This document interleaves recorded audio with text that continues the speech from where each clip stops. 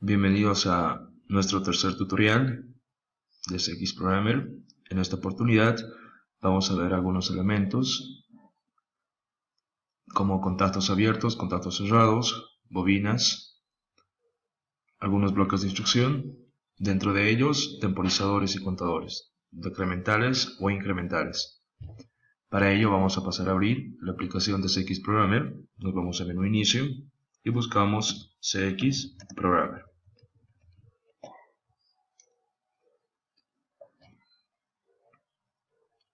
Vamos a la pestaña de archivo y creamos un nuevo documento.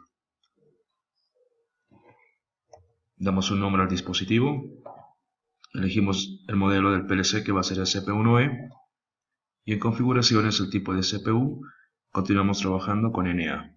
En este caso, si a algunos no les permite la simulación, pueden escoger L20 o caso contrario el N20. Hay que diferenciar de que algunas oportunidades cuando no conseguimos hacer la simulación es por el tipo de versión de software que estamos manejando en este caso. La mía es la versión 9.2 y claro que dispongo de la licencia. Entonces, software que a veces se descarga en el internet o que se les facilite en alguna capacitación viene a ser solamente la versión de prueba. Por lo tanto, en caso que les presente algún error en el tipo de CPU y no les quiera simular, tienen que elegir otro modelo. El programa directamente va a migrar según el modelo que ustedes vayan a configurar. Y aceptamos. Si ustedes gustan, añaden un comentario y aceptamos. Perfecto. No olvidemos que tenemos en la parte derecha lo que es el área de programación y en la parte izquierda lo que es el área de proyecto. Dentro del área de proyecto, en un anterior tutorial, pudimos apreciar que tenemos acá el dispositivo que estamos programando. En caso que este quiera ser modificado, incluso una vez de haber realizado una programación, podemos cambiarlo. Hacemos doble clic, escogemos nuevamente el tipo de dispositivo, por ejemplo un CPU1L, y en configuraciones L. Aceptamos y aceptamos. Me pregunta si deseo convertir el programa al nuevo tipo de PLC. Indicamos que sí. Me aparece una ventana en la que me pide el modo de ejecución de temporizadores y de contadores. Tenemos dos modos de operación para los temporizadores y contadores, el modo BCD y el modo binario. En este caso, el modo BCD es en el que trabajan los PLC, se podría decir que son del tipo relé, y en modo binario y modo BCD, cualquiera de los dos son los que trabajan los PLCs de tipo transistor. En este caso vamos a elegir un tipo modo BCD. Básicamente este viene a ser el formato básico para temporizadores y contadores. El tamaño que tiene el temporizador o el contador en modo BCD es menor al tamaño que se maneja en modo binario. Aceptamos. Perfecto. Entonces nosotros ya hemos modificado el tipo de PLC con el que queremos trabajar. Si es que queremos ir a uno anterior, hacemos doble clic, nuevamente, buscamos el tipo de dispositivo CPU1E y en configuraciones modificamos a tipo NA. Y aceptamos y aceptamos. Nuevamente nos pregunta si deseamos convertir el programa al nuevo tipo o al nuevo modelo de PLC que estamos seleccionando. Indicamos que sí. Teníamos lo que eran los símbolos globales, los símbolos locales y el área de memoria. Ok, entonces recordemos que en esta parte superior nosotros manejamos lo que son los elementos básicos de programación en escalera o programación en ladder, teniendo de esta forma contactos abiertos, cerrados, en paralelo cerrado, líneas de conexión vertical, líneas de conexión horizontal, bobinas abiertas, bobinas cerradas y bloques de instrucción. Vamos a hacer un primer ejemplo en el cual vamos a detallar un circuito de enclavamiento. No olvidemos que un enclavamiento eléctrico viene a ser básicamente un control de condición de estado de cierto mecanismo para poder habilitar o no un accionamiento. Comúnmente es utilizado en solenoides electromagnéticos, claro, estimulados por señales de tensión. Esto va a ser común en equipos en donde se desea lograr una condición de seguridad para su accionamiento. Puede ser, por ejemplo, el cierre de un interruptor tensionado de un lado del circuito. Otras aplicaciones de circuitos de enclavamiento tienen la finalidad de asociar algunos dispositivos eléctricos con la lógica de circuitos para poder obtener mucha más confiabilidad en la operación y poder minimizar de esta manera los riesgos eléctricos. ¿Okay? Entonces, básicamente un circuito de enclavamiento también se conoce con el nombre de circuito de mantención nos va a permitir controlar el estado de siempre encendido o de siempre apagado en una determinada carga. Para ello, entonces, nosotros necesitamos tener un circuito de mando. Tengo acá un pequeño circuito diseñado en Automation Studio, donde tengo el circuito básico de lo que es un enclavamiento. Tenemos acá el voltaje o la tensión de 24 voltios, 0 voltios. Vamos a identificar nuestros dispositivos, un pulsador normalmente abierto, un pulsador normalmente cerrado, la bobina KM1, que puede ser la bobina de un relé o de un contactor. En este caso, si estamos hablando de motores trifásicos, vendría a ser la bobina de un contactor. Entonces, acá tenemos un contacto auxiliar de KM1. De forma que cuando nosotros pulsemos al primer pulsador que está normalmente abierto, automáticamente la corriente circula, energiza la bobina KM1, cierra el circuito con 0 voltios, inmediatamente al energizarse KM1, el contacto auxiliar de KM1 se cierra, por lo tanto la señal o la corriente viene por ese otro lado. De forma que mantiene la señal. Como este es un pulsador abierto, retorna a una posición inicial, que era normalmente abierto. Eso ya no interesa, ya que el circuito se está manteniendo gracias a este KM1 que se cerró.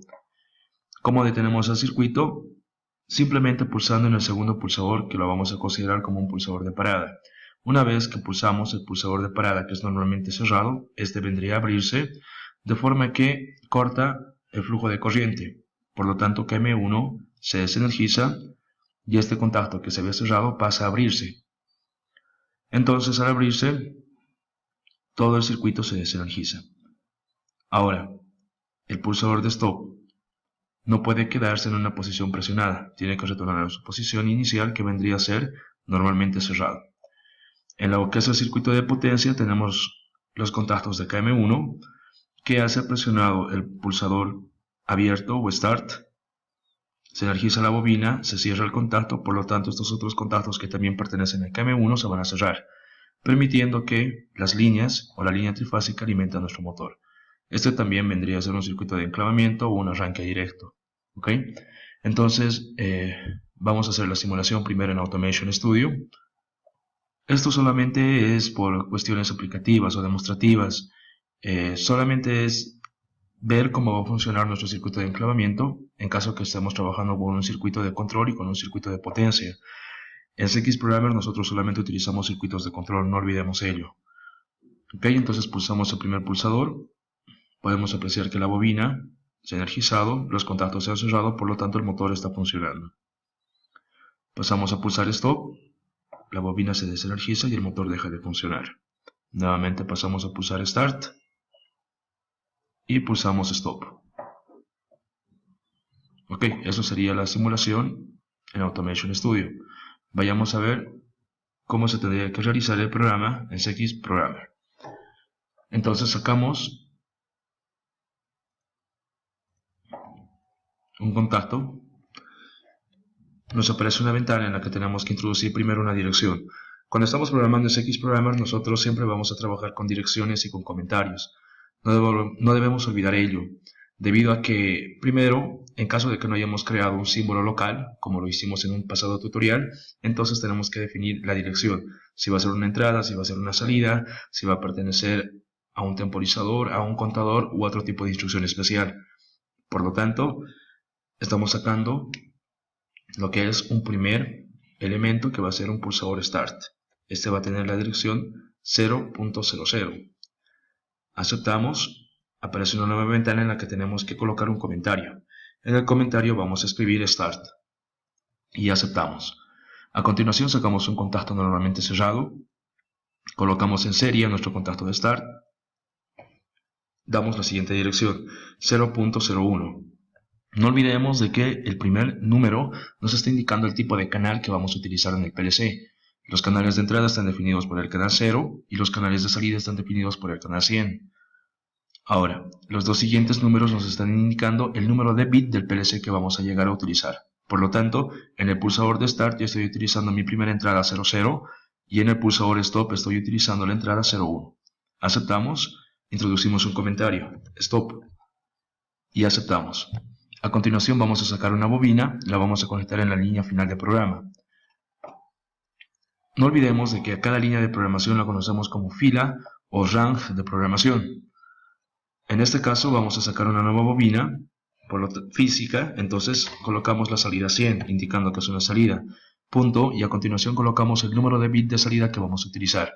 Esto básicamente es de acuerdo a la cantidad de entradas y salidas físicas que yo dispongo a mi PLC. Por ejemplo, en un pasado tutorial habíamos indicado que tenemos diversos PLCs con diferentes cantidades de puntos, y los puntos no era otra cosa que la suma de las entradas y de las salidas. Por ejemplo, para un PLC de 20 puntos teníamos 12 entradas y 8 salidas. 12 entradas en el sentido que vamos a trabajar desde el bit 00 hasta el bit 11, ahí tenemos nuestras 12 entradas. Y 8 salidas en el sentido que vamos a trabajar desde el bit 00 hasta el bit 07 en las salidas, y ahí tendríamos nuestras 8 salidas. En este caso vamos a ser ordenados y vamos a trabajar siguiendo un orden correlativo. Por lo tanto, estaríamos iniciando con la salida 100.00. Aceptamos y colocamos un comentario. Escribimos bobina 1 y aceptamos. Sacamos una línea de conexión horizontal, cerramos el circuito. A continuación sacamos un contacto en paralelo, lo colocamos en paralelo al pulsador de Start y colocamos la dirección de nuestra salida. No olvidemos que en un circuito de control nosotros estamos utilizando el contacto auxiliar de nuestro relé KM1. Por lo tanto, tendría que tener el nuevo contacto que vamos a sacar la misma dirección y el mismo comentario de mi salida. Pero acá no colocamos una salida, directamente colocamos un contacto. Por lo tanto sería 100.00. Aceptamos. El comentario nos aparece por defecto, bobina 1, aceptamos. Y ahí tenemos a nuestro contacto abierto en paralelo al pulsador de Start. Para quitar el elemento que estamos seleccionando, nos vamos al cursor, modo selección. Perfecto, ya tenemos finalizado lo que es nuestro circuito de enclavamiento. Una ventaja de CX Programmer es que nosotros podemos dar un comentario a cada fila o a cada rango de programación. Entonces, ¿cómo hacemos esto? Doble clic en la parte izquierda de la fila en la que queremos añadir un comentario. Acá hacemos doble clic izquierdo y el comentario que voy a colocar es enclavamiento. Ustedes pueden apreciar de que acá nos aparece nuestro comentario de enclavamiento. Cerramos la ventana. Pasemos a simularlo. Tenemos acá el icono de trabajar con simulador online o también su acceso rápido, Control-Shift-W. Clic izquierdo. Tenemos en la ventana de errores y de advertencias, 0 errores y 0 advertencias. ¿Ok? Habíamos indicado en un pasado tutorial de que tenemos los comandos de Control-J y Control-K. No olvidemos que Control-J es para colocar en un estado de siempre encendido y Control-K en un estado de apagado. En CX Programmer nosotros no tenemos un elemento distinto para diferenciar un pulsador, un interruptor, un contacto abierto, un contacto que puede pertenecer a cualquier otro elemento que sea del tipo entrada o salida. Por ello tenemos que saber cómo simular cada uno de estos, cada una de estas entradas en realidad.